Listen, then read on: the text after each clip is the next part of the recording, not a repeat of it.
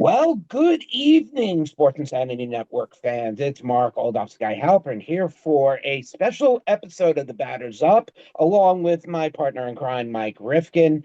We have brought back tonight for a couple of reasons. One, he's smarter than the two of us. Two, since he has been on, our New York Mets are winning. And three, you're going to want to be listening more because he's going to be here during the NFL season. Welcome back, Mr. Adam Weinstein. Thank you for joining us again here on the Batters Up podcast. Well, thanks for having me back, guys. And the Mets have barely lost since last I was here. Well, yeah, let's hope we keep the momentum going. And listen, I think that's where we will start because eventually I do want to ask some questions on a certain situation, which we'll get into. But Steve Cohen talked to the media yesterday, and I think this is an important thing to bring up because out of curiosity, the biggest thing I took away, which I don't think is a surprise to anyone, Adam, is we all now know officially official David Stearns is coming back next year as the president of baseball operations. Yeah, a little surprised. I would be much more surprised if Cohen moved off of him so quickly. Do you think it's time they bring in a GM under him, or are you confident enough that he'll right the wrongs of what happened this offseason? Well, they didn't have a good offseason, but I think a lot of that is the least skillful thing about what the front office does. And I think Cohen understands that the main issue for the Mets is Stearns gets there. They really don't have any young core pieces. You had Nimmo, Alonso, McNeil, really no starting pitching, young controlled pieces. It was a little dry spell in the farm system. And that's the main culprit. And yet most of the attention goes to a single offseason. So this offseason did not go well at all. And he takes some blame for that, I think. But that's the underlying culprit is a lack of core. And if you look at how different things look when you can slot Benj and Ewing onto their lineup. And I think Cohen understands all that. So that's the main issue. And Stearns, whose Milwaukee products are doing better and better and better year by year, and they just keep coming up and coming up. As you observe that, you'd be even less likely, I think, to say we've got maybe the best guy in baseball at building a team. He was not the best guy in baseball at picking free agents this offseason. No, and that's where Mike and I will definitely agree with you that we were very excited the moment David Stearns was hired after seeing what he could do with a team like Milwaukee and what it's been through. And then we see the lacklusterness. And then obviously, like Adam just said, this offseason wasn't really a spectacular offseason. We replaced a few pieces, as he mentioned. We made the team younger, not through what we brought in, but like Adam really brought up through bringing up youth and bringing them into this core with Benj and Ewing using them as the two front. And then you still have players like Alvarez, Beatty, who we've all had our discussions about on and off. These are still a very young team that needs a lift up. Right. If Beatty, Mauricio, and Vientos had landed, imagine a world where Stearns arrives in late 2023 and those guys have already landed. And then he's not spending on Polanco, Robert, maybe not Bo Bichette. So when you have to go spending on free agency to solve a lot of issues, you're always going to have a mixed return on that investment. And this return was worse than could possibly be expected. But I think he got in there and they had to make a lot of adjustments. And then even more because of the Alonso, McNeil, and Nimmo decisions, right? Exactly. I mean, he was thrusted in with, I don't disagree, having to replace first baseman, and he went out and grabbed Jorge Polanco. Not the answer. Turned out not to be an answer. I liked it at the time. If you look back, he was really good in 25, but had a down 24, and then good in 21, 2022, 2023. You sort of know with Polanco that he's not a sure thing. He's 32. But you could say that of anybody. Look at the season Kyle Tucker is having. For the most part, Alex Bregman too. Very fair. Bellinger got off to a good start, but his numbers were diving down. Now he's injured again. And he's certainly risky. We saw him have terrible back-to-back seasons in his prime. So Right. there's an element of risk. The lowest risk is if you have young, mid-20s, controllable pieces in their arbitration or pre-arbitration years. And now we finally have a couple guys in those rookies, plus Sproat, Thornton, and McLean. If Stearns had inherited guys like that 3 years ago, then you don't end up spending money on Frankie Montas, Sean Manaea, guys like that. Thank you for saying it. Yeah, there wasn't Because really any controlled pitching when he arrived, right? He had to buy the entire rotation. exactly. And Mike and I both liked the idea of signing Kodai Senga. And that first year we know was great. That's great. But now he's the new John Smoltz, and I'm happy with that. It's the new John Smoltz. And I'm happy with that. And it sounds obvious in hindsight now that it's worked, but if you think about it, it took a bit of risk and some chutzpah to say, let's take our guy who's got a $75 million contract. Instead of trying to turn around his starting pitching career, let's make him the closer. And it basically worked overnight. And if you can go into next year, fast forward a bit, him and Devin Williams, even though Devin Williams hasn't had the greatest year, it's a pretty formidable back end of the bullpen. It is pretty formidable. And the crazy thing that's happened since last we spoke was all of the young guys coming up from the farm system. The no-name bullpen have been amazing. So I don't know if that's sustainable, but there are some pieces there.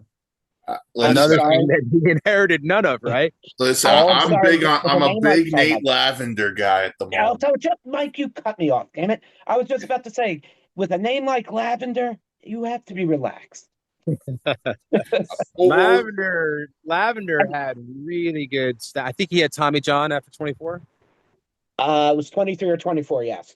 Yeah, he had been a guy that I was looking. I checked the farm almost every day. I just look for the guys performing well and see what's happening. And his numbers kept popping. Really good strikeout per 9, lefty reliever. Those guys almost never end up good. They're only relievers in the minors. They end up being nothing in the majors. But he had such good stats. Yeah. So, and here he is, and he's looked really good. Jan, we'll see, but he's been pretty good. I love his celebration. The celebration's fantastic. May of 24 was Lavender's Tommy John. Okay. So right. He was on the cusp. We would have seen him earlier. And that's a guy actually Stearns inherits, but, here he is. But also year 1, year 2, if you look like, where are the young controlled relievers too? So we had to, re-sign. We had already extended Diaz. We put a lot of money into the pen. It all worked out well. Minter, Raley, Luke Weaver, Devin Williams. Once again, a lot of spending. All of that worked out well. That's a lot of spending that if he had inherited what he had in Milwaukee, where he doesn't really have any spending to do, and then you take that, and then he could have only spent judiciously on guys you really want. Instead of, we need the third baseman, we need a couple of guys here, we need 3 starting pitchers, we need to have 4 to 5 high leverage bullpen arms.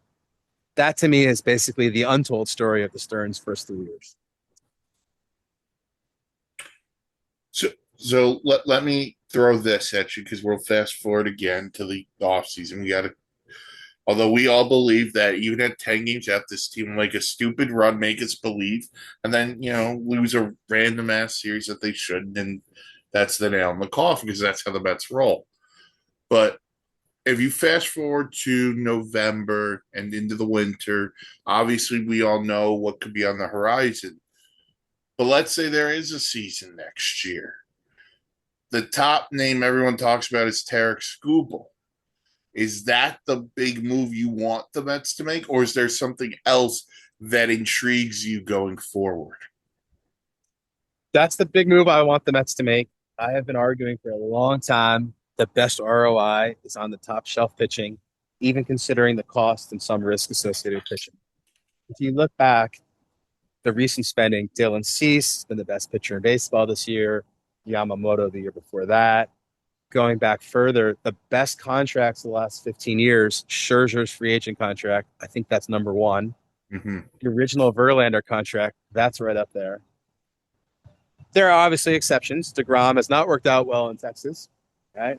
Corbin Burns got injured almost immediately. There's risks that, Tommy John can hit you at any point, but the top shelf starting pitching has been the best medicine. And even guys that have top shelf stuff and potential, like Kevin Gossman, Robbie Ray, those contracts have worked out really well too.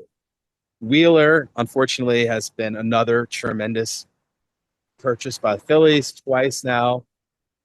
So, over and over again, it seems like that's the best use of your money. I think they understood that. They went hard after Yamamoto. I was a little surprised they didn't seem to be after Cease, although he had a lot of, the stats seemed to be up and down. Stuff was great. Skubal has showed signs this year that he maybe isn't the pitcher he was the last 2 years, but maybe that's a little bit of health.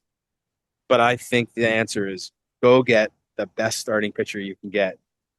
Don't, I liked Minaya and Matas, to be honest, at the time, but that seems to be some of the worst spending, that $25 million a year, 3-year contract pitchers. The Taiwan Walker, the Jamison Tyon money. You can end up spending a lot of money when you buy a few guys like that. It adds up. I'd rather have a Skubal. And then you have to make some decisions elsewhere. But buy the most expensive pitching when you can do it.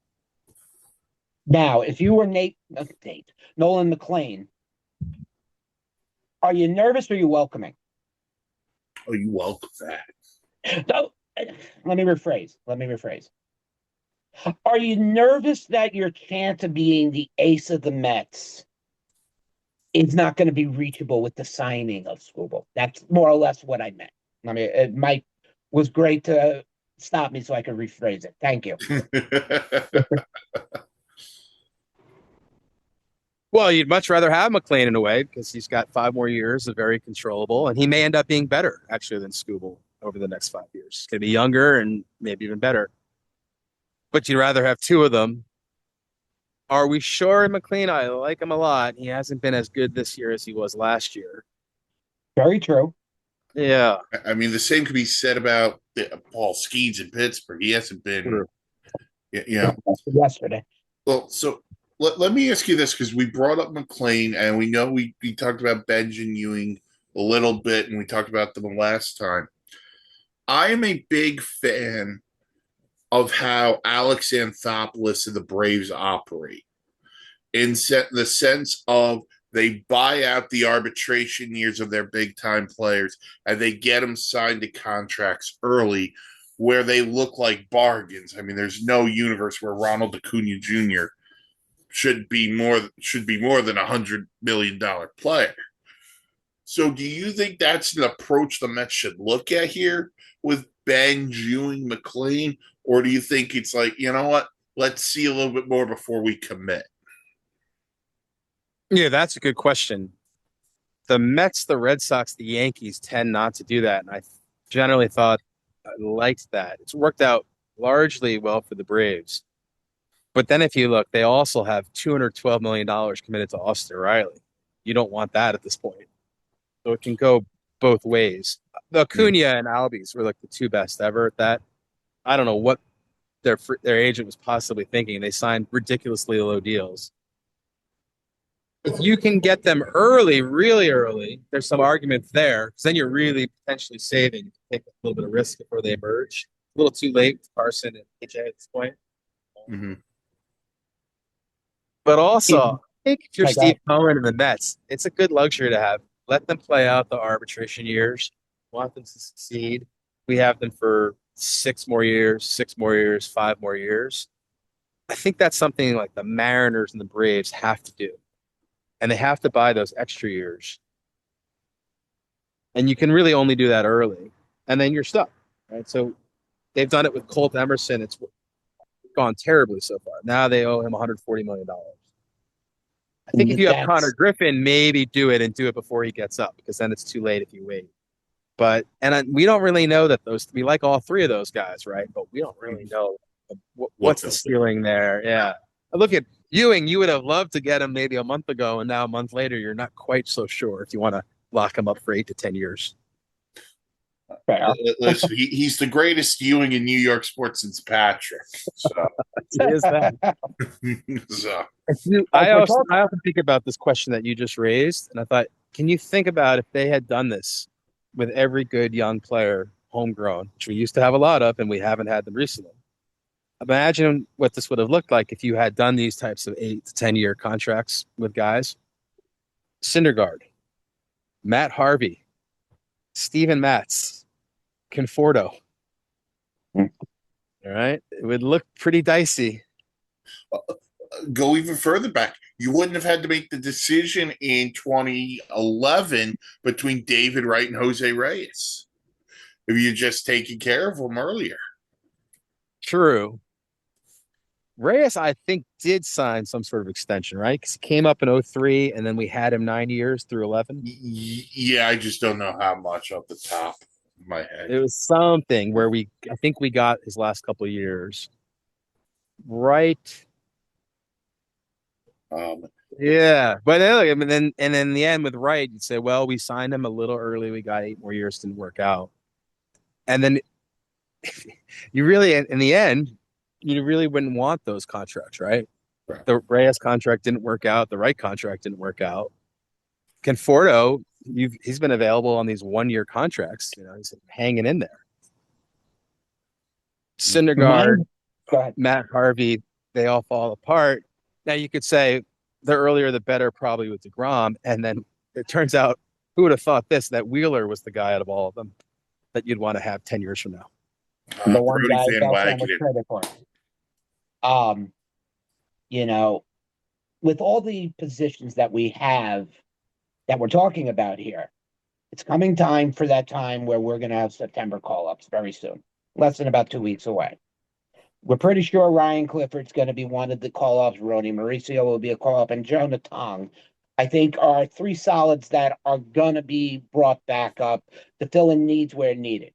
Who else do you think is coming up or who has a chance to make a September call-up? Let me rephrase it. You'll probably see Morabito. Okay. Saw him a little bit earlier. They haven't been bringing him up. I'm not sure why. Pache, it seems like Morabito would fill the same role. I don't think they're all that high in him, but he could be a fifth outfielder maybe. The guys they just got in the trade, Petre, who they've already put to AAA, and Billy Amick, possibly. Probably too soon. Those guys have some questions. You want to see more power from Petre, less strikeouts from Amick. It seems like having just put them in AAA to have them up in MLB so fast, maybe not the way. But once the minor league season ends, there's no real development for them anyway. And if the Mets are basically, let's be honest, not really going for it, maybe you see those guys too. Amick went deep again tonight for Syracuse. Did he? All right. I mean, that dude's got some power from ever since he's put on a Met uniform. Mets jersey. Again, the Mets have been winning since Adam has come on the network, so we're going to keep him here for a while. David Stearns, you can't do what he did in Milwaukee and what they're doing now. What they're doing now is almost more relevant to Stearns than his first few years in Milwaukee. Almost all the guys from Mizorowski on down are his guys. He made out in these trades, which I cannot stand. He gave up all these players for minor league guys, most of them aren't good. But he made out so well on most of the deals, and a couple of them are just terrible, right? We talked about it last time. I think he just had no return on a couple deals, and he was going to trade everybody. But when he got the guys he wanted, if you look at Amick, he was a second-round pick. Everyone said big power. The kid already hit 23. He shows up as a Met. As you said, he's done nothing but hit. He has a 3-run home run every night. Yeah. I like that. Staforo I like a lot. Petre he did way, way better than you could expect if you go back 3 years ago. I'm not so sure I agree with you about Clifford. Have you seen Clifford's stats the last 6 weeks? They are future. They're down. They are terribly down, unfortunately. Terribly down. He's in the worst prospect slump I've ever seen. Unfortunately, I only learned that yesterday, but considering his name is brought up so often, and Jared Young, you got to give it to him. Jared Great. Young's a lefty off the bench next year. I don't care what anyone says. I agree. Great left-handed bat, has played a good first base, has helped out in the outfield, but he's not a 162 game guy, as he's terrible against righties. But they have to get Clifford up to at least see what they have, and with the control they have, I know what we look at on the numbers, but even a change of venue could turn around the bat. It's a tough jump though. This is an awful stretch. So the idea that he could, it's not impossible. Maybe that's what he needs, but I don't know. I'm a skeptic on him. I'm really rarely a skeptic. He's similar to Amick. If you look at Clifford up until this year, big power, too many strikeouts, kind of a low batting average, decent amount of walks. They're pretty similar in a way. And I'm happy today about Amick and skeptical about Clifford. But I'm pretty skeptical about Amick too. Most of these guys are not going to make it. But up until this year, there was some pretty good optimism with Clifford. I think this year has sort of sealed his fate. I don't think there's a guy that could struggle this much. He's, he's young. He's a high school draft pick, but it's just his 5th year as a pro. Had a lot of plate appearances. He is striking out 40% of the time, and his batting average is like 160 right now. Yeah, I know. And that obviously doesn't help, doesn't make a case for him to come up. But if you look in the Mets farm system and anywhere, first base is a problem. You don't think though, Jared Young I could see him as the most. I just don't see him against right-handed batting. That's my problem.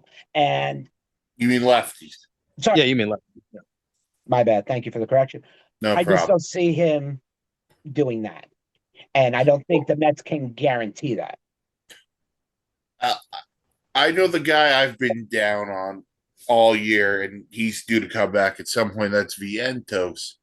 And I'm not sure I'm okay going into next year with Vientos Young being the platoon at first base either. I do like Young as a lefty off the bench, but they are going to have to figure out first base at some point.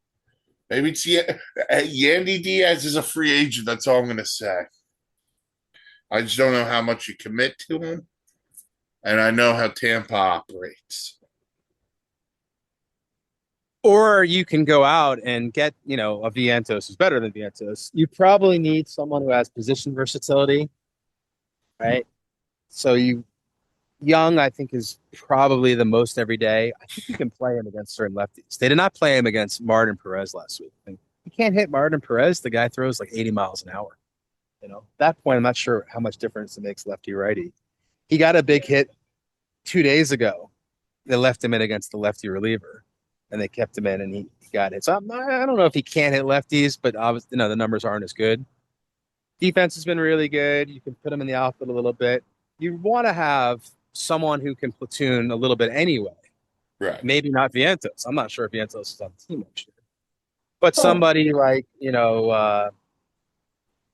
Ref Schneider or Romy Gonzalez, these righty bats that hit lefties really well with some position versatility. And there's a lot of you can grab someone. I apologize for my dog having a dream in the background. Howling. Can they make a big move at first base? Is there anybody by a trade market? Upcoming as free agent stands, Ryan Mountcastle and Andrew Vaughn are the 2 biggest names to reach the free agent market this year. And I think there's an option on Yandy Diaz. I'd have to double check. So he's getting picked up, so they'll pick up that option. Would they trade him? The Rays never lose a guy that valuable. Without gaining. Trade him? You'd have another maybe like a Peralta type trade again. Didn't work out great this time. Yandy Diaz is a pretty sure thing, right? That's a bat we'd love to have. That's one of the other issues too, right? How many of these guys? It's a vesting option, so I guess they got to figure that out. I believe they've got him. I think they have him locked in. Okay. Yeah, because he's not really expected to be a free agent. And they're definitely slim pickings. Not only at first base, they're sort of slim pickings across the board. You look at the next year's free agency. Oh, yeah, I got right in front of me if you want me to go through. Yeah, what are you spotting in terms of... So Behind the plate, which again the Mets don't need because you got Alvarez and Turns, but you got Carson Kelly, Ryan Jeffers, Tyler Stevenson, our old friend Travis Darno, Kyle Higashioka, Gary Sanchez, and Jonah Heim. So there's nothing really great there. First base, we talked about. Go ahead. Sanchez batting cleanup every day from Milwaukee. They have the best record in baseball. Gary Sanchez was also a Met legend for And he was a 5 Met. minutes. Yeah, he was a Met. Big believer. Big believer. I remember I was saying Sanchez, this guy can hit. You DH him a little. He doesn't have to catch that much. People, love to hate that guy. He showed up as a big bat. The defense isn't good, but that's a guy you want. If you have him in the farm system, he should be up at some point. Wouldn't you like to see big spot late in the game instead of Eric Wagaman off the bench? A Sanchez at bat. I mean, you can't argue that. But too late now. He's definitely not the catcher option, and we don't need it. I mean, his nephew Pablo Sanchez was great in backyard baseball. What a video game. First base, Yandy Diaz has the vesting option. Then Ryan Mountcastle, Andrew Vaughn, a mutual option on Carlos Santana, who I'm stunned hasn't retired. Paul Goldschmidt, same thing. Josh Bell and Christopher Morel, who's now playing for the Mets. Yeah, slim pickings there. Second base, Jazz Chisholm, Ozzy Albies has a club option. Gleyber Torres, Luis Arise, Brandon Lau, who I'm not sure if the Pirates have extended. Mauricio Dubon, Jonathan India, our old buddy Jeff McNeil, and Gavin Lux. That's second base. Again, slim pickings there. Third base, Bo Bichette's got the opt out. Gino Suarez, Alec Boehm, Anthony Rendon's contract finally ends in Anaheim. Edmundo Sousa, Yohan Moncada, IKF, and Ramon Urias. Wow, that's some slim pickings. Listen, I haven't even gotten to shortstop yet. And that's just got J.P. Crawford, Ha-Sung Kim, and Jorge Mateo. Anybody who wants to reiterate, this is off of MLB.com. So, that sounds right. I've looked at them so far. That's what I remember. Yeah. Look at that infield. That infield is dreadful. I mean, that's compared to last year, where assuming Bichette is obviously the guy if he opts out, which would say he probably is. Mets fans think he isn't. I think, unfortunately, I'd love to have him back. I would love to keep him too. Yeah, I think he's opting out, though. Look at that. As long as he has a good September, he's opting out. There's nobody else. He's going to be the big guy. He's 28 years old. No one's going to trade for him. He's going to opt out, and he's going to get – I even have him going back to Toronto because that's where I think he wants to be. He could get, I think, the Bregman contract. He's 4 years younger. I'm surprised he didn't – I didn't really understand why he signed with the Mets because he didn't really get the offers he was expecting. This was supposed to be a one-year deal. Anything but a totally dreadful year, which he started out as, and now he isn't. I think he's opting out. It's going to look like Pete next year. Someone's going to offer him a 5-6 year deal. Maybe the Mets. And that's if he wants to stay here. Yeah. And maybe he doesn't. Oh, I'm sorry. Go ahead. Well, he's the prize. If he opts out, look at the other. Who's the second best guy on that list? That was a dreadful infield, and I think the outfield is almost as bad. Well, I'll just make this point before I go into the outfield. I would say this: if he were to, let's say, he opts in instead of opt out, now we still have that log jam with guys like Vientos and Beatty and Mauricio, and you got to see, hey. And now maybe those guys are available in a trade. Those guys, I think, were available in the trade. I think the Mets would have been pretty happy. I don't think there's any trade market for them. I think it's their shot. Beatty, it just isn't going to happen. Vientos is now back-to-back bad years. The defense was way worse than we even thought it would be. Beatty, again, continues to impress defensively and is actually running pretty well. So at least he's got that going for him. But, if you look at the numbers and any other year except last year, numbers have been pretty dreadful. I can't I mean, imagine there's much of it. Who would want to trade for him? I could see a small market team taking him and seeing if you can get next year again, and maybe you could trade him at the deadline. I don't think that's those a guys have any. possibility. Hey, Angels, give us a call. Yeah, bring my trout Oh, yeah, over. he See, I was belongs on about your to list. say, because Adam will actually run the country. If that happens, because if anybody knows who watches the network, Adam doesn't pray. He prays to Lord Trout. That's right. That's right. I'm a man of You the know what? trout. Because I did not really know that, I will tell him that my fantasy baseball team name every year is Angels in the Trout Field. Oh, there you go. I like that. All right. And I this like is that why a we lot. also kind of call him the pun master. Well, I Uh, am a man of that's my faith. Someone made a joke about him being my deity figure, and I've run with it for the last 12 years or 14 years. Yeah, Beatty, that's their thing, right? They take the reclamation guys, see if they can get anything. They're the Grayson Rodriguez team. It's worked out really well for the Angels. But he pitched yeah, very well tonight, apparently. is that right? Okay, that's a step forward. I don't know if it was really worth Taylor Ward if you're the Orioles, but that's a whole nother conversation. I Uh, did not understand that trade from the Orioles. I said it in the group. That seems like Grayson Rodriguez, who was a legit enticing prospect, has, if he's healthy, can put it together. 5, 6 years of control was expected to be his. Taylor Ward at 32. I mean, and 1 year left. right. And the guy had no power this year. But he's batting eighth for Seattle. They actually traded him at the deadline. So, by the way, the Orioles, who have been within a game or two or tied for the playoffs, traded Adley Rutschman, Taylor Ward, and Dean Kremer. We talked about that the last time. The teams that are in the playoffs or close are trading away their pieces. Don't get me started on the Orioles. 150 for people we can't spend on starting pitching. Oh, it makes no sense. They've had Oh. the worst. No team has had a worse last couple of years. They won 101 games 3 years ago. They had all the young core ready to go. Look at that young core compared to what Stearns inherited. There's a young, Yeah. throwable pieces.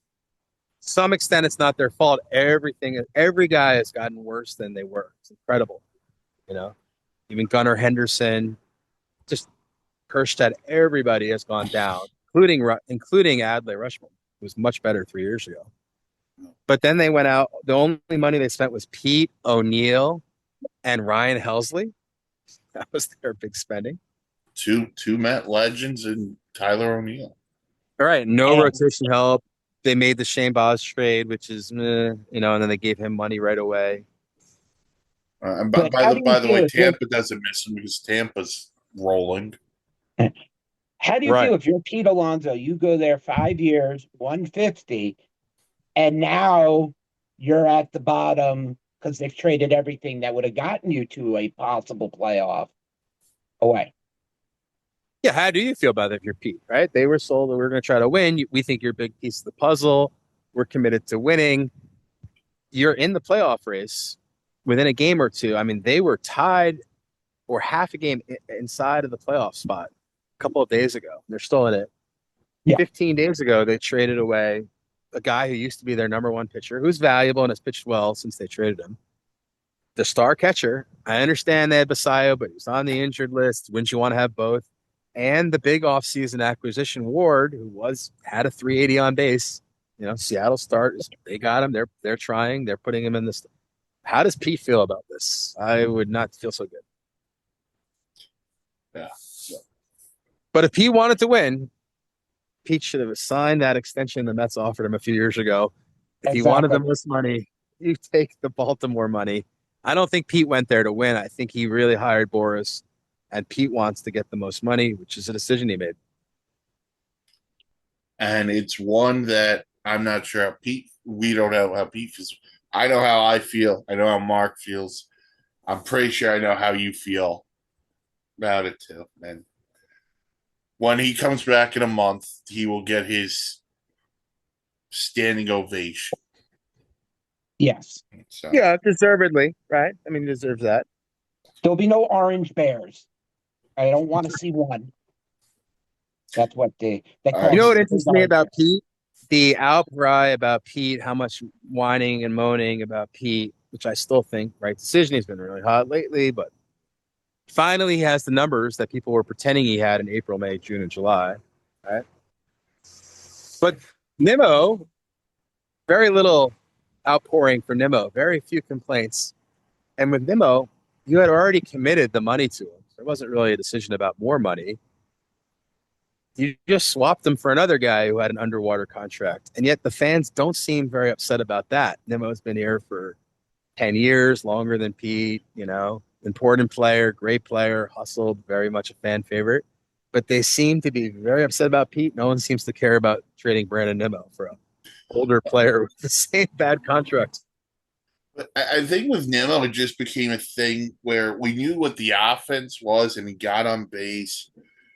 He was becoming more of a liability in left field, and I think the fans were kind of okay. I understand it, but look, Simeon is what he is, and he's going to be an expensive player, whether he's the starting second baseman next year or not. I mean, I don't know how they're finding their way out of that one because I don't see it.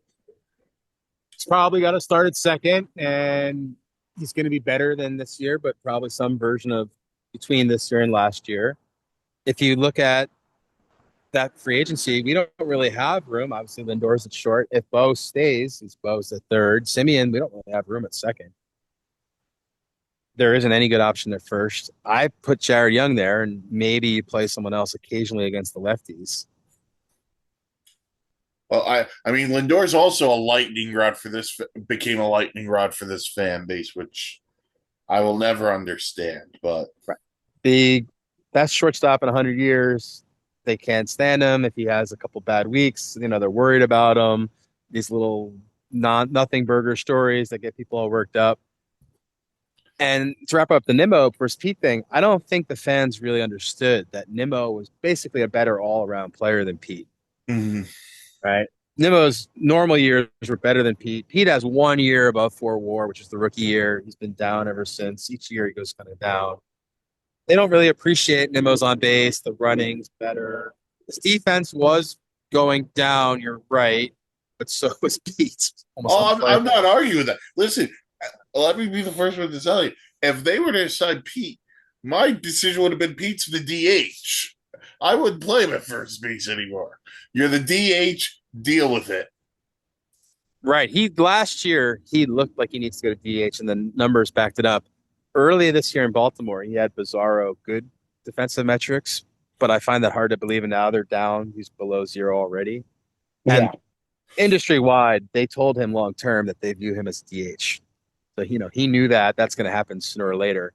Brandon is like an average left fielder. It was the fact that he really can't play center field anymore. Right. That was a center fielder's contract. He wasn't going to get 8 years to play left field. And within like a year or two, we kind of had to move him to left. But, he's not been bad this year, Nimmo. His numbers are better in the last 2 years.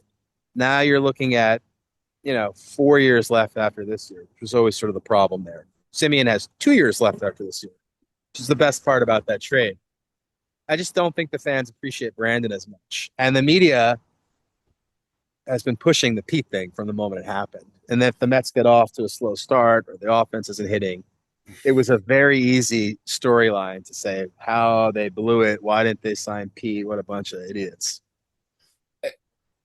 And I think that was more of, we're going to keep antagonizing a fan base that, let's be honest, you see social media, nobody wanted to see Pete go. And absolutely. It became a bigger thing. And to your point on the media, like let's take it a step further. Like the media is the one who keeps pushing this Lindor Soto thing. No question. And I've told Mark this, I've written about it on the website, sportscitynetwork.com. There's your cheap plug. The reason I don't remember Derek Jeter and A-Rod being best friends when they were both Yankees. You're gonna not have guys all get along. They're not all going to be best friends. Guess what? Francisco Lindor's 33 and he's got 3 kids. Juan Soto's 27 and he wants to go to the club after the game. I don't think they need to be best friends. It's Strawberry and Hernandez got in a fist fight at photo day in March of '86. They made it about 5 minutes into the first day at spring training before they got into a fist fight. We won the World Series. So to your point, I agree with you. And it doesn't matter. The players like each other. They don't like each other. Baseball is a batter versus pitcher. That baseball is a batter versus pitcher. It's essentially a mano a mano sport. No So there's sport a lot of needs moving less team pieces. chemistry.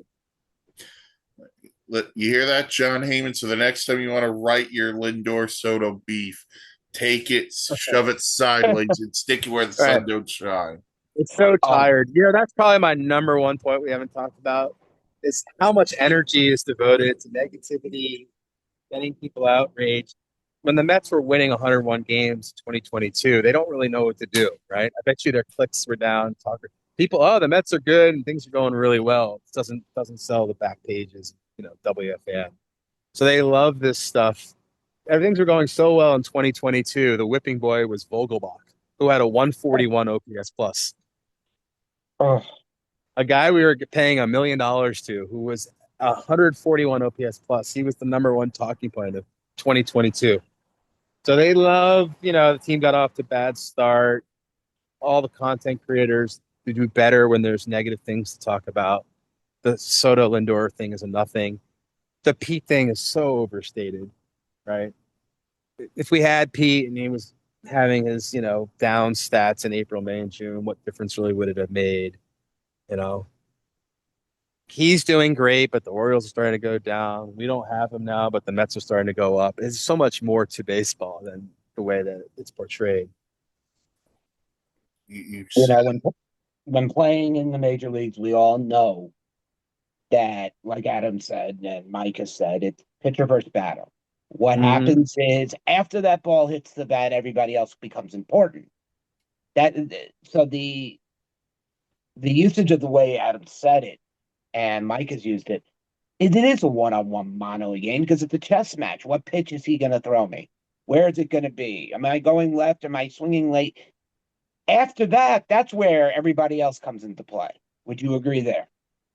There's very minimal teamwork. There's a little bit shortstop second, a double play, I guess calling off the outfield. There's very little teamwork. It's not really a teamwork sport. I Not think like it there's used to be. something. Yeah, just in general, right? I mean, basketball very much so. Football, the line has to work in tandem. Quarterback and the receivers have to be on the same page. The guy that's blocking needs to sacrifice so that the running back can find the hole. Like everything has to come together in football and basketball to a degree. Baseball really is the batter versus the pitcher once the ball is in play. It's basically being hit more or less at one guy. One guy's got to make that play for the most part. So very little about the teamwork, and I'm not even sure those guys don't like each other. A-Rod and Jeter is a perfect example. The 86 Mets is another example. Reggie Jackson in the late 70s Yankees, another example. There has to be more insightful things than these minor locker room spats to talk about. I don't disagree with you there. All right. Mark, if you don't care, I want to change topics for a second. Go for it. So, Adam, your background is in legal profession. So I do want to talk about this because I think it's an important subject, and that is Mark Walter, who is the owner of the Los Angeles Dodgers. He just sold off the Los Angeles Lakers to, I forgot the gentleman's name, but he's the brother of Jared Kushner, who is son-in-law of President Trump. He's also looking to sell off his stake of the Chelsea soccer team. So there's been reports there's been some fraud talk with, why am I just blanking on the name now that I said it? Ohtani? No. It has nothing to do with Ohtani yet. Mark Walter, the owner. So what could face it if he is charged here? And is there any sort of, I don't want to say punishment, but what happens in this case with the Dodgers and some of these contracts if it is a big time problem? Well, in terms of,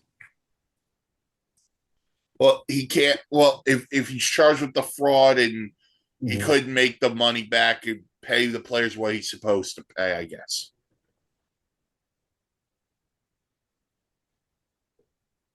Are they not able to make the payroll? Is that Well, the here's concern? what's going on. Apparently, Walters is at some deep shit. Pardon the language. Okay. Damn it. Um, and what went down this morning was a key mandate that has Otani has in his contract that says at any time that Mark Walters is gone, he can leave. He can void his entire contract. Let me pull up a certain. So this was out of a piece this morning. Mike and I have been flashing it back and forth, and okay, I sent it over to Mike about 6 o'clock tonight. When There's he a signed the contract, he had a provision if they sold the team, he could opt out of the contract. correct, Right. correct. Just amazing Yeah, I that want he to make had this. sure. I want to make sure we're getting it across right, so we're saying it correctly. That's all. Mm-hmm. That If piece is true. And then the reports were he was willing to forego that if the team sale went through. Okay, so Walter is under federal investigation for a complicated financial crime. That could be better explained by an expert in the field. One area of interest is insurance, while another is sports and entertainment. He's accused of funneling money from those companies into some of its other interests without reporting it. But basically, not reporting, I guess, certain things he. fraud and tax evasion, basically. Right, yeah. Now I didn't know if you knew about the situation or not, so I just wanted to get the legal aspect of it. If you I didn't know much about it going in. I'll have to okay, look into it. Yeah. okay, so listen, we taught you something. Yeah, There you go. There you go. you know, I did know about the Otani provision, which I thought was always odd. What's this you know, allegiance he has to an owner he's never met? And I thought that was a strange thing. that's that's the big key, and we pointed that out earlier. Is he came over for the most money ever? Mm-hmm. Is his allegiance to the guy who offered him the contract, or the fans and the team that he's going to play for? Why would it be the guy Presumably he's never met? right, right. Well, he presumably was sold that they were going to go all in, that they were going to do anything to win now, that they were to continue to make, now for later trades. They had just, about a year or two earlier made the Scherzer and Trey Turner trade. Mm-hmm. They just made the Scooble trade. So seemingly, and the other spending, right? They weren't just going to get Otani. They were going to go get Kyle Tucker and Edmund and Teoscar Hernandez and, Edwin Diaz. So I assume certain promises were made to him that if the team was sold, the next owner wouldn't necessarily have the same commitment. Until somewhat recently, they were not, the Yankees on steroids. So somewhat reasonable to think maybe a different owner would handle things differently. Oh, here's the other point because you bring up a great point. They weren't the Yankees on steroids, and now all of a sudden, there's talks of all the league needs a salary cap because of the Dodgers. The league needs this because of the Dodgers, and now you're seeing some maybe a little funky stuff. Again, we don't have all the details in front of us, but the Dodgers spending, I would say, is the story in baseball. So what's the story in baseball right now? The fact that the Dodgers in 3 years have added Otani, Yamamoto, Snell, Glasnow, Mookie Betts going back about a year or two before that, and Freddie Freeman. They already had the Mookie and Freddie Freeman situation. That they spent $60 million a year on Kyle Tucker, and then they just spent a lot of money on Teoscar Hernandez and Tommy Edman that people barely noticed. They locked up Will Smith. Right? Last year, they went on a big bullpen spending spree, including Tanner Scott and Trinan. It didn't work out, and then they bought the most expensive closer in Diaz. To me, that is the story in baseball, and it may lead us actually to some change, which I thought wasn't going to happen. And we all thought it was Steve Cohen that was going to bring about the change.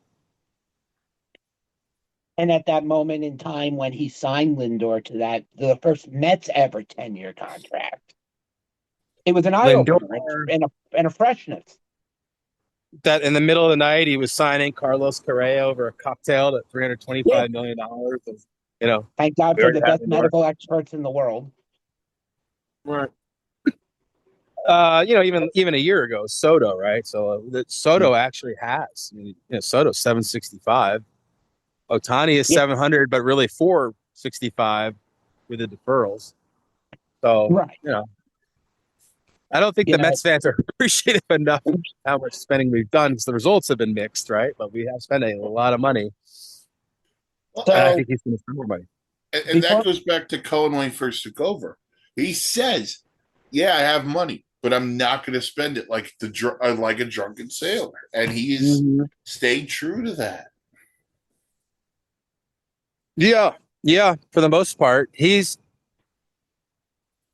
insistence that they were not really going to trade away the farm, I think, has been part of the problem, right? So if you look at one of the things the Dodgers have done, they've made a lot of trades, Mm-hmm. not the Padres level, but then if you look at the Padres, which I've been critical of, so far it's working out, right?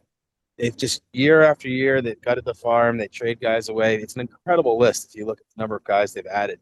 And we forget because they end up like Soto, they move on, right? But they also made a big trade for Blake Snell when he had 4 years of control left, just won the Cy Young, and Tampa got nothing in that trade, right?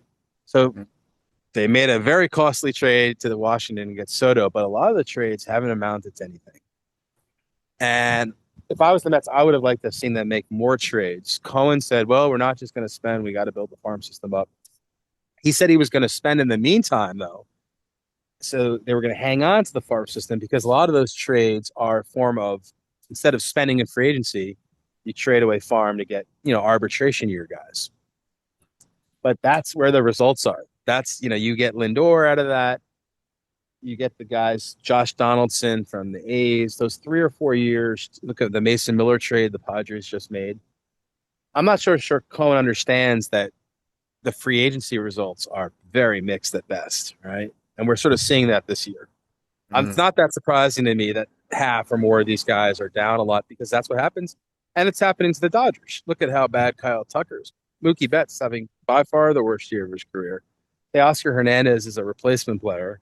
Edmonds barely played. Snell and Glass now have missed. I mean, they have gotten terrible results, and they're still a good team. right, and mind you, they're going to have all these players come the playoffs. Well, maybe not all of them, but who knows? Something can happen, God forbid. But something on the Dodgers that's an interesting feat is they're going for something that hasn't been done since since the 98 2000. I believe I can't believe I'm saying this word. New York Yankees, and that's win 3 titles in a row. Hasn't Ugh, been done that's true. in 27 years. If the That's Dodgers true. don't do it, Yeah. now we got to start the big wheel around, and we know the big thing is the 82-0 on the basketball. Can you go 82-0? I propose to Mike this thing we go 162-0. That's impossible, if they try to run that. But if the Dodgers don't win the World Series, what's the next play? Because, the hype of going for 3 in a row is gone. You miss one year, you go back. Have teams done it in other sports? Of course. Have you done it in baseball? Of course. But is some of that magic and some of that momentum and morale washed? Well, they're down in a weird way. So if you go back, they had, I think, 93 wins last year. They didn't have the best record. Milwaukee had a better record. Even the Phillies had a better record. The Cubs had a better record than the last year. So we seem to remember them because they ended up winning the World Series, but barely, as this, invincible team. And they have so many big names. But when most of your team is 30-something-year-old guys on big contracts, that's not when you're at your best. They were at their best like 7 years ago when they had a lot of young pieces, Corey Seager, Bellinger. That's when they were at their best. So if you look, they don't have the best record this year. Milwaukee has a better record. It's amazing when you watch. They just played each other this week. Look, there are 13 guys on the Dodgers team making more money than any Brewer. There's probably one or two names that the average fan of Milwaukee knows, and they know the whole Dodger team. So And yet here we are, and we're saying, well, it's not fair. Look at all the big contracts the Dodgers are getting. It is getting pretty ridiculous, though. And then if they did win three, I think it would actually add more to that, more fuel to that fire. It shouldn't just be who spends the most money. We don't want this to be the Spanish soccer league where it's only Real Madrid and Barcelona. And yet they're only winning in the playoffs because basically they've had good luck recently and they had bad luck 6, 8, 10 years ago when they were at their actual best. And if you look then, that's when they were adding, a much younger Trey Turner and Scherzer at his peak to a team that already had 107 wins. That's when they were really a scary team. Their future, I don't think, is that scary. Things are only going to get worse for them. Mookie Betts looks cooked. Freddie is starting to finally fade. The pitching injuries is legit. The bullpen, what are they going to do with Edwin Diaz? It's one problem after another. And yet they do have, they're going to win 94 games and make the playoffs again. So Do with you Terry think? School, sorry, Mike, go ahead. No. Do you think owners across the league are rooting for that so they can institute the salary cap or do whatever it is they want to think about instituting? Do you think they are rooting for the Dodgers because of that? It's a good question. Possibly.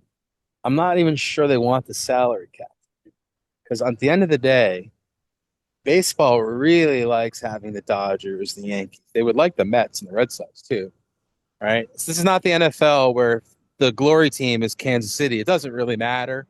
People, Green Bay, Kansas, it can be the smallest market. It doesn't need to be a big market. Baseball, I think, really wants the Dodgers, the Mets, the Yankees, and the Red Sox. Right? They would not want a world where the three best teams are Milwaukee, Tampa, and Kansas City or something. Right. The mid 2010s, the free agency returns right after steroid testing were so bad. That was the peak of the small markets. That's when we played the Royals in the World Series, but we were operating like a small market. And that's when the Pirates won, 3 straight divisions. So then now we're in a totally different world. So do they want a world where the Dodgers, the Mets and the Yankees and Red Sox can't really operate like big market teams? Then you would have to start seeing a lot more hard decisions about who to keep and what free agency. I mean, look at in the NFL, right? Salary cap with all of its shenanigans actually does mean you have to make decisions. And in the NBA, you have a hard cap. There really isn't any wiggle room. Do the owners not want the Dodgers and the Yankees to be on the top every year? I think they probably do because the whole pie is enlarged by those teams being the best. Now, some individual owners might not like it. And ultimately, it's definitely driving up salaries to not have a cap.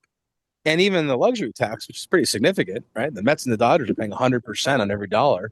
Mm-hmm. It hasn't really stopped them from spending money, right? Like, how much money would the Dodgers and Mets have spent without the luxury tax? Another? That's a very good question. Pete might still be a Met. Let's be honest. Yeah, I think so. Right? The Dodgers tax is close to $200 million, and the Mets, I think, is around 100 something $100 million. So I would think there'd be another $100 million of spending if not for that tax, which wasn't there 10 years ago, right? There was no world where, I mean, the Mets and Dodgers are spending an incredible amount of money considering the tax. And it's not stopping them. The cap, in theory, would. So the tax isn't working. And look, I mean, the Dodgers, between the Mets have also done a lot of, it just doesn't seem that way, but we've done a lot of spending. As I told Mark, and if you listen on the network, I've said it a bunch. I don't care about the cap, but give me a salary floor so these small market owners don't have a way to weasel their way out.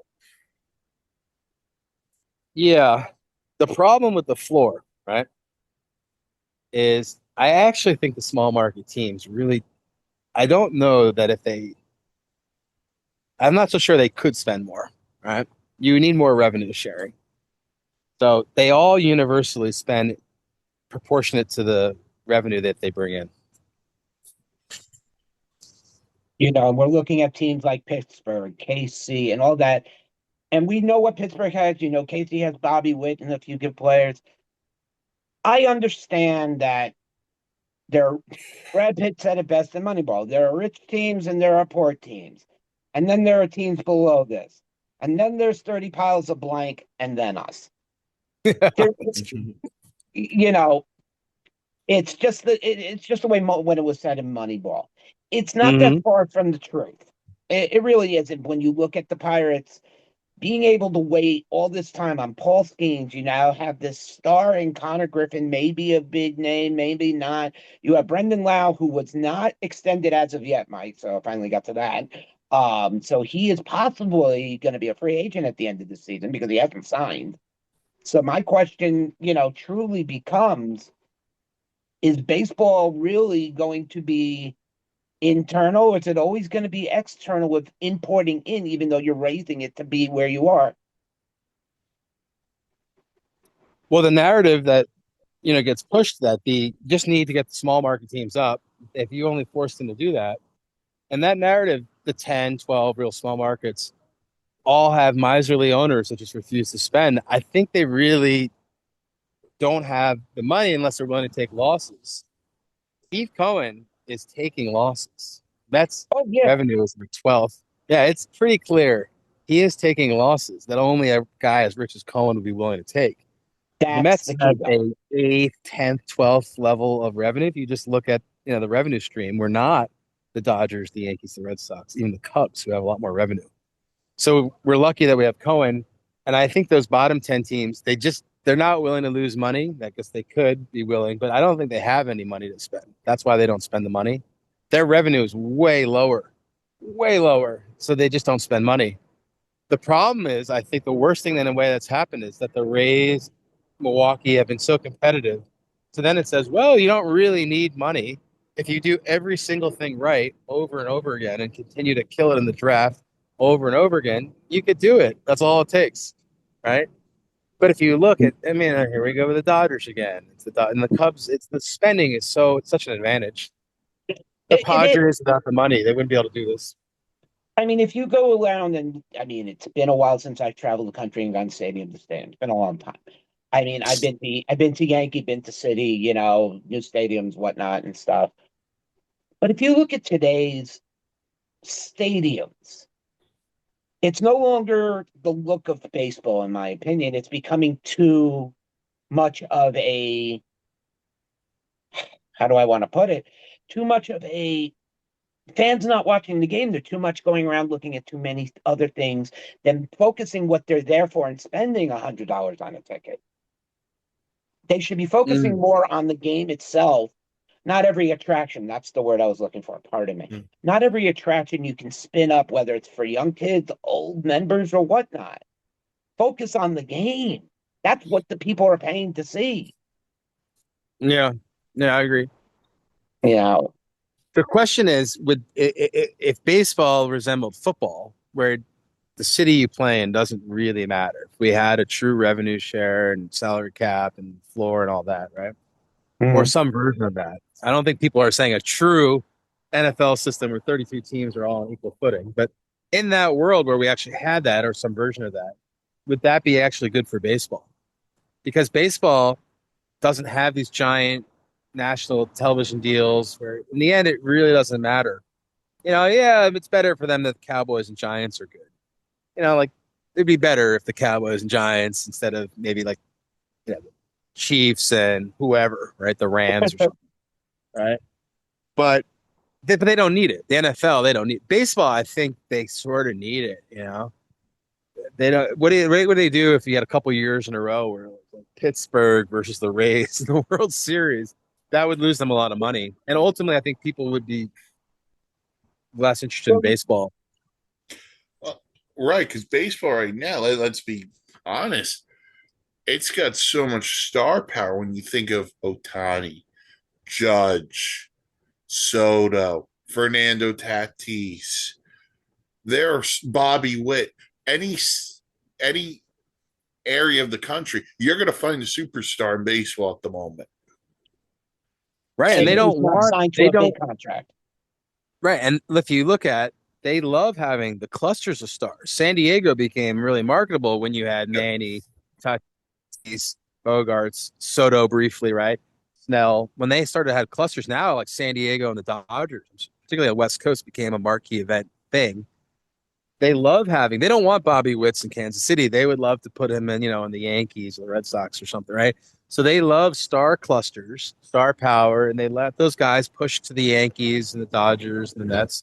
They don't really want them to stick around Pittsburgh, Kansas City, Tampa.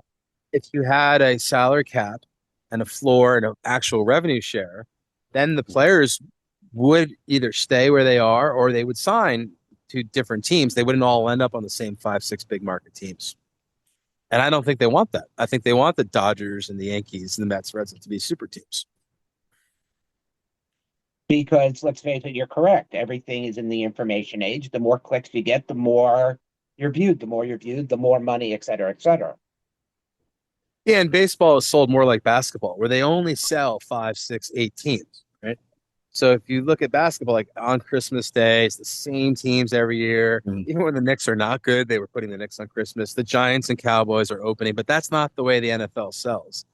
Baseball, I don't think they feel like they can sell the small teams. They don't want the Reds on top. This is not the 70s. They definitely want the Dodgers. They want the Mets. And the major changes. And I don't even know how would you enforce this if you look at the length of the contracts. Take the Dodgers, for instance. If you put in a hard cap, how would the Dodgers get under a cap? Well, You would have to make it all deferred money. and they have. Well, but look at those contracts. It's a lot of it is deferred money. I But think if you treated another the thing. deferred money, you would put in a provision that the deferred money does not count, doesn't lower your cap, right? Well, So in the that's what NFL, has to be done, though, you because wouldn't. Then it'd be there's no useless. way Otani would be, if they were going to say no deferred, you can't have deferred, then there's no way you're going to hit No, no. anything because Otani's numbers are going to root for it. Well, the point is this. I think with the guys already under contract, they'll be grandfathered in. But at this point, you got to either limit the deferred money spending, go for that. But to your point, Adam, on the contracts, I think another thing is, and I'll take it away from the NHL. Don't go with, you can't sign those 10, 12-year deals anymore. Give them a max they can sign and go with that. Well, there's talk about that. I think that's what baseball actually wants, and they're way less interested in making it harder for the Dodgers and Mets and Yankees to spend money. They want that, right? So there's talk about they got the NFL and the NBA to agree to this, which is pretty amazing. If you look at no matter who you are, you sign the max contract. So, if you're Wemby or whoever, you sign the 5-year, $260 million deal that every star makes. But those guys on an open market, right? They would get 15 years and $800 million, something ridiculous, right? More than that.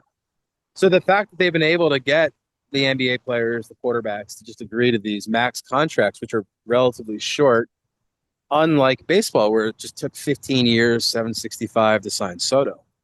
There's some talk that's what they want in baseball. They want the players to somehow agree to this. I don't know why the union would ever agree to that.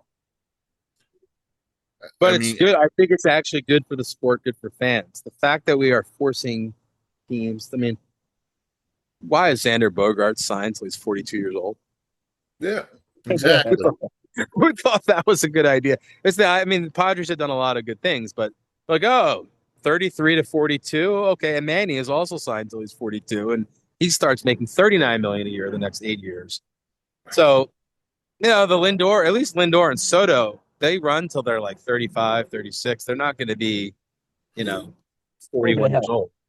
Yeah. And even Judge, I think he runs to like 39. But these contracts where they're 42 years old and stuff. Harper signed for 13. He signed for 13, but he was 26. So it's going to be, and I made a lot of jokes that they'll be in a wheelchair. So can you imagine how old he's going to be 13 years from now? Well, that was 8 years ago, right? I was about to say if he can able to walk in that many years. He's signed until he's 39. 39, yeah. Phone's dying a little bit, so he can't play the outfield. He's 39. He'll be 39 at the end. Yeah. Well, it seemed really old at the time, and it's still pretty old. But the idea that you had to sign, there was no market for Harper. He signed in like late February. There was almost no teams bidding for him. Same thing with Manny. That he got 13 years, which way more than anyone really wanted to give him. That's what they would like. I think it's better for the fans, better for baseball. Look at the Stanton. Stanton has a 13-year deal, right? Like, Yeah, he's So got that so 2 that years deal, left. forget about it. I don't even like to talk that deal. that's Well, great. let's be honest. The Yankees got him for free because of Derek Jeter. It's In all all backloaded fairness, though. yes. It's one of the worst trades in history though. Stanton, first 3 years, he got like 4 million, 9 million. It's all backloaded. He started making 32 million a year when that was a lot of money. And yeah, that contract has just been incredibly terrible. They still owe him another year or two. Give me a second. I'll tell you right now how much more he's I got. think he's got one more year and a $10 million He's buyout got for one 20. more, and then he's got a club option for 28. It looks like Right. With a buyout, like a $15 $10 million million buyout. buyout, which $10 million buyout. the Yankees are probably going to do. I Which they're would going think to so. do. Absolutely. Oh, So that they're saying we don't want to pay $18 million to have him. We'll pay $10 million not to have him. They would almost do that now if they could, right? They would definitely do it now if they could. well, That's a that's what guarantee. Steinbrenner did with Justice when he sent him to the Athletics. He was paying for him to play there. And they did it to A-Rod the last 2 years. He was Right. released. He was on 2 more years. They've done it on several guys recently, right? They Aaron Hicks, No. they gave him a 7-year, $70 million deal, and they released him with like 3 years left. They're paying him this year. I swear, all I had to do was be this much more good, and I would have made it to Double A. You know, the know, amazing part about the spending story, which no one talks about, is how did the Yankees what's going on with them, right? The Steinbrenner son doesn't really want to spend like the Dodgers and the Mets. They've spent, but not like the Dodgers. no, because they're so wrapped up with, like we just talked about with Stanton. They just gave Judge 400 million. To be honest, I don't think the Steinbrenner family has that much to contend with anymore. Going back to another point, I think they're kind of used up, and they're so concerned about, like we just talked about with Stanton, with all these other players. I mean, you signed Trent Grisham for $23 million. 22, sorry. Yeah, $22 million. That's what you call spending. No. this is You could my have main probably gotten basis. 2 to 3 players for that 22 million, would have had turned out better stats than what he put up. Right. I mean, you could Tyrone Taylor, right? Like you could get for a few $1 million a guy who Yeah. can play center field better than Grisham. Grisham's maybe better, but might be worse. Like it's not a good use of money. He traded for Ryan McMahon, who's a 2 years, 40 million, who can't hit at all. Right, like a pretty good defensive player who cannot hit. He has For a guy spent who can money hit kind of poorly. from a But guy who can hit in Colorado, can't hit in New York. My God. he did well. He thought it worked with DJ LeMahieu, who he gave 6 years, 90 million to after the big years, and that Right. guy was also All released. because the Blue Jays offered him 5. Mhm. So there's another 3 years where he paid LeMahieu not to be on the Yankees anymore, and then he did it again with McMahon. He's paying Aaron Hicks, I think, right now for the 7th year. So there is that type of money, which my theory is like, the money can add up when you spend 20, 25 on the wrong guys. The one thing he's done well is my main theory, which is buy the most elite pitching possible. Like, look at the Yankees. Their lineup has been terrible this year. It's been awful since Judge got hurt. Yet here they are. They're in the playoffs. They're almost in the AL East race. The pitching's been good, even though it's been injured. Overall, the Cole contracts worked out well despite the injury. Rodon's even been good. Max Fried's injured again, but he pitched really well last year and this year. They have a lot of money in the rotation. We do not have a lot of money in our rotation. But here's the other part. We just talked about. You're paying guys into their upper 30s in that rotation too. Cole is 34, gotta be 34, 35. Fried, I think, is 31, but you're older. I think he's already 32, 33. Yeah, Rodon's probably around that same age too. Cole is Older, 35. yeah. Cole is 35. Cole's 35, yeah. And he's still striking out 8 people a game. So, But I mean, Listen, I'll take it for my fantasy team, but yeah. The mid-30s pitching age doesn't bother me as much. That's why I wouldn't mind Scooble. I don't mind Cease Right. at all. if you look at how well Scherzer, Verlander, you know, DeGrom up to like 34, right before the Tommy John, right? He's 38 now. Mm. Gossman contract was great, 5 years, 100. Even Robbie Ray's pitching really well in the last year of a 5 year whatever. The pitching age doesn't bother me as much if you look at it. Look at how many position players though are Okay. way off at 33, 34, 35. Well, but they're playing dual levels compared to pitchers now that don't have to bat anymore. Also, they're Right. playing 160 games as opposed to starting pitchers who are throwing 30, 32. And let's be honest, with starting pitching now, managers really only want you to go about 3, 4, 5 innings and then bullpens. Well, and also the theory is that hitters are aging worse than they ever have because of the extreme velocity. Like it's affecting the guys that get a little old. The bat slows down a tick, and now the extreme velocity. I'm not sure I buy that argument, but I mean it's a factor. But you also have a lot of guys like we talked about Harper. Bryce Harper turned 29 or 30, and he can't play the outfield. There's a big story this week. He's going to try to play the outfield. What's with that, right? Why can't Bryce Harper play the outfield? He's 33 years old. Can't run anymore. That's the big thing, and he can't cover ground like he used to. Yeah, well, then don't go get Luis okay. Ariz. Yeah, and All right. Yeah, it's been a problem, right? You didn't sign Harper to be clogging up first base. Then Schwarber has to be the DH. Then they had Castellanos in the outfield at one point. Like it caused a lot of problems, right? That's the thing with Pete. If you have I can't run, I can't play anything but first. But we're gonna have to put him there. Nobody else can, right? First base, you can get Jared Young on the field. That's Harper he's like an old guy now, right? He can only play first. He can't move anywhere else. That's been 4 years now. And you just brought up a great point. Again, like Stanton, Castellanos, the Phillies are paying him to not play for them. Well, that was probably the best decision they made, right? The San Diego's like, oh, we'll pay him the minimum, and they got minus 1.4 WAR in like 6 weeks, right? Like he was just dreadful. If a guy, there's a point, it's a hard decision, right? Like you reach a point where you say, let's just release the guy. That's what Cashman does that a lot. And then you look really bad. What if Castellanos actually bounced back this year? Right. What if he started using PDs again? Right? I mean, it looks like a PD contract to me. Schwarber, I mean, yeah, he looks like a PD guy to me. So that's odd. Mookie Betts, he can't play the outfield either. They had to move him to second, and then he's at short where he's played well, but his speed is he's only 33.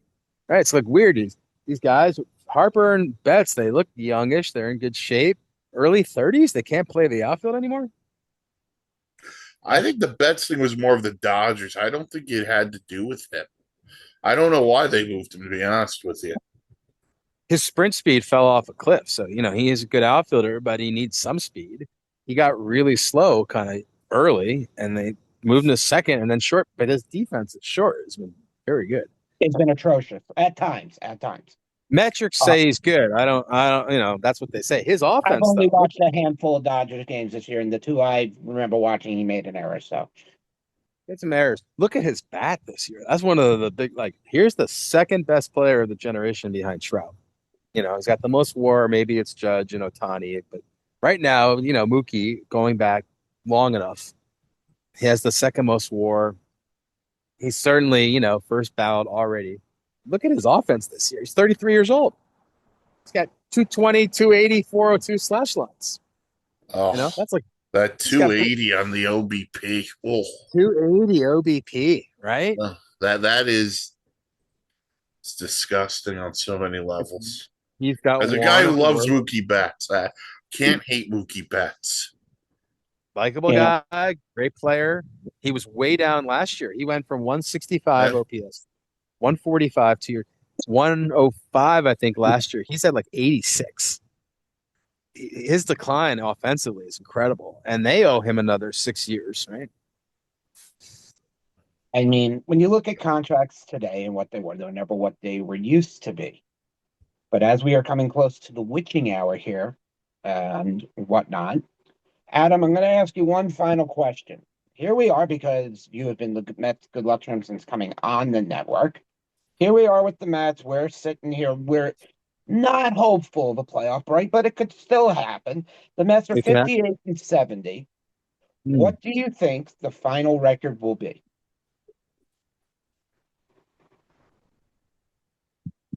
I think they get close to 500, probably fall just short. This bullpen cannot sustain this. Some of these guys are pretty good, but we're going to start to pay some prices. There were also a few, like there were 3 balls on the warning track. Almost would have gone out. They weren't playing City. So I think we're going to start to feel a little bit of the loss of the good bullpen parts, unfortunately. But they're playing really well. I think the starting pitching is legit. I don't know if you're going to get a good start out of Robert Stock every 5th day, but we've gotten 3 out of 4 so far from him. True. Soto will be back though, hopefully pretty soon. Bichette's turned it around. Lindor's gotten going. Benj has been great. We'll get Ewing going again, I think, too. Maybe we get to see a big 6 weeks from Robert. Maybe.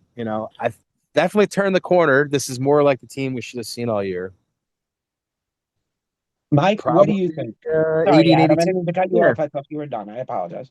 Oh, no worries. I would Cool. say I would optimistically, it's still pretty optimistic, right? 80 and 82. Okay. Mike? You don't want my answer because I'm going to tell you they'll lose 3 games the rest of the year. They get that third wild card. I like it. That's where my mind went. But no, no. If I'm going to be realistic, they still got some games with Philadelphia. They got a trip to Tampa Bay where I just don't think that'll fare well. I mean, 80 and 82 is nice. I just think they dug themselves too big of a hole. And I'll say something around the lines of 78 and 84. And I think that's got to be something that will stick in the crosshairs of Steve Cohen. I am this 3 winter. games below Mike. I'm at 75 wins.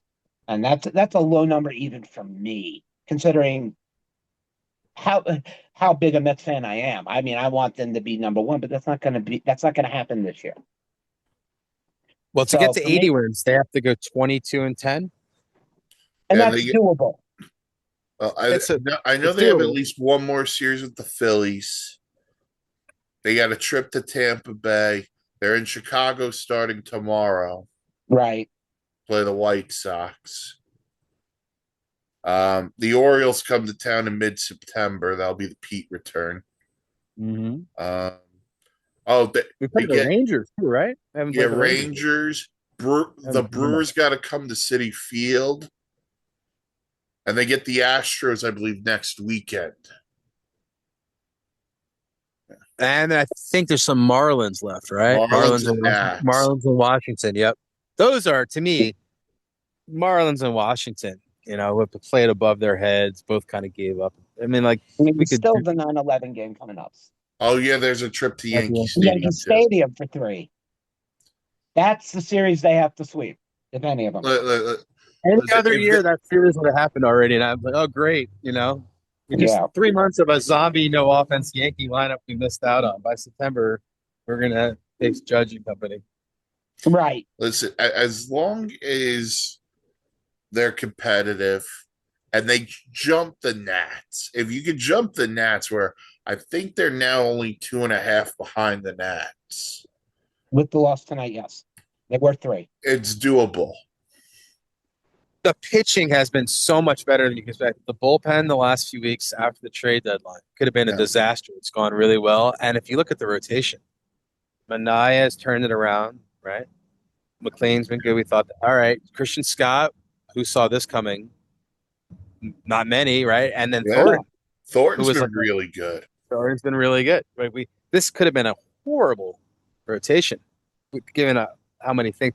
We traded Clay Holmes. We traded Peralta, right? Sang is now a reliever.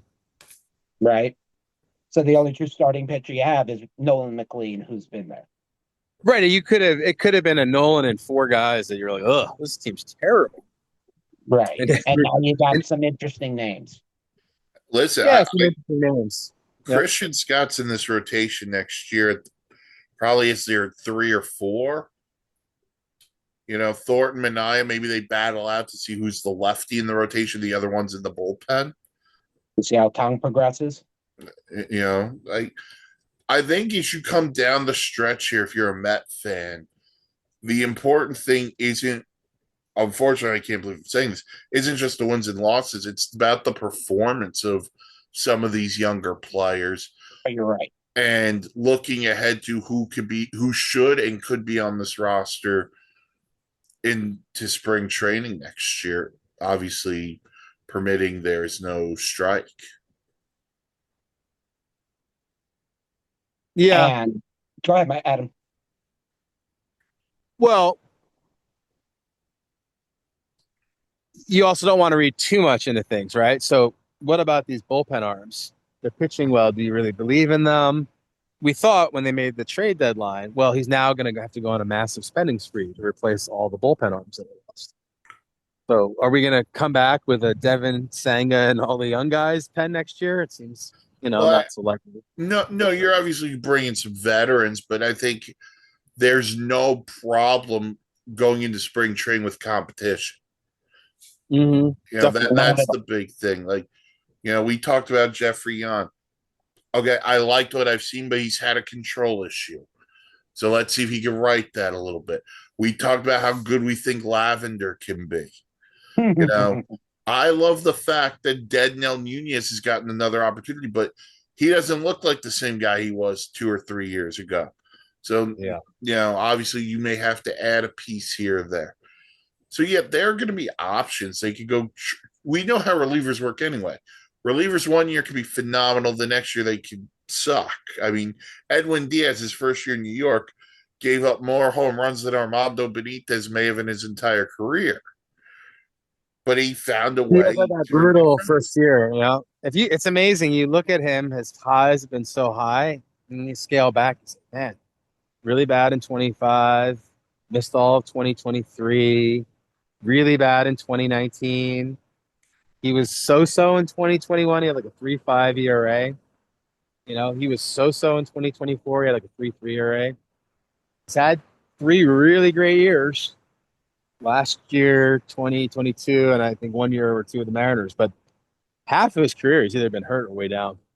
And by the way, the Mets still won that trade. Thank you, Jared Kelenic. Oh, it's a great trade.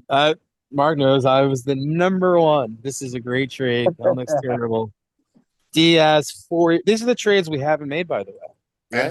That was 4 years of, at the time, a 24-year-old. I mean, Diaz, I just made the case against them, but he's also had four tremendous seasons, right? Yes. Right, and he's very talented, obviously. We traded a guy who knows, he was a rookie ball, right? He hadn't done anything yet. Just a high school draft pick. We got 4 years of a super elite young controlled closer. That's basically Mason Miller for Leo DeVries. I hate to say it, I'm rooting for that to really be a bad trade for the Padres. Here they're kind of in our wild card spot every year. But I'll take Mason Miller. That guy who don't know anything. That trade is Diaz for Kelnick all over again. I mean, that dude just pumps heat, Mason Miller. Yeah, We would well, love to see Mason Miller as a Met. I don't disagree. Listen, if the Padres want to take calls this winter on Mason Miller, I'll make that it's first call talk for that you. he's already shopping him. Apparently, there was talks at the deadline. Whether you believe in him Yeah, or not. because they had to upgrade the rotation, Mhm. and and let's be honest, before the All-Star break, Tatis had a bad first half. Machado had a bad first half. Jackson Merrill had a bad first half. Now all of a sudden, those guys are hitting, and the Padres are rolling until they, run into the Mets. They run into Robert Stock. Robert Stock, who just walks the world but only gives up one run somehow. All right. Well, he throws 97. He has a little bit of movement. It's pretty good. Well, they're going to have to check his stock options and see what There you happens. go. And It's in an New York, unsolved- what other better place to go to than Wall Street for that? I want to thank Adam for taking another busy night out of his schedule to join us on the Sports Insanity Network tonight. If you like everything that you're seeing, please like, subscribe. All you amazing Met fans out there, I know you're listening because you want to hear Adam. You're not listening for me and Mike. To hear more of Adam, Tell us you want more. We'll put them on every day. It's no problem. We can do that. You know that's no problem. But for good news, for all you New York Giants fans out there, I have asked Adam, and Mike is in agreement, to join us for the NFL this season. And what better way to introduce a new New York Giant fan to the number one Cowboy fan on the East Coast? But There hey, we go. if you do want more Met content, Yeah. there may or may not be a David Stearns article up on the website, sportsinsanitynetwork.com. So check it out. Also, we will be doing another one of these with Adam before the end of the season because we want to get into the closing wrap up. But we want to thank everybody for joining us. Please like, comment, subscribe, hit the bell. Follow us at www.thesportsinsanitynetwork.com for all your designated posts, blogs. Check out the vlogs that they run. The original network will be live tomorrow with SIP, tomorrow with Dan and Bill. Mike and I will be sleeping at that time, thank God. Otherwise, Adam, again, thank you for taking time at midnight to be here and talking some baseball. Well, thanks again, guys, for having me. Let's win another 11 out of 15. Right. It's climbing there, And, climbing up.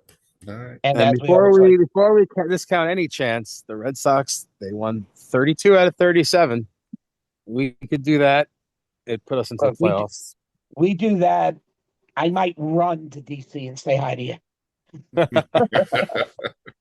You know, Everybody, it sounds impossible, but if you look at the Red Sox run, it was no more illogical. They had no then what? Crochet, no Roman Anthony. The lineup is bad. They did it. They basically did it with young pitching, and we have the same young pitching. We have a better lineup, so you gotta believe, right? Yeah, You it's got it. true. Everybody, I want to thank you very much for tuning in. As Mike likes to say, namaste, and we'll catch you on the flip side. See you Sunday morning. All right, guys. Thanks again. Adam, thank you as always.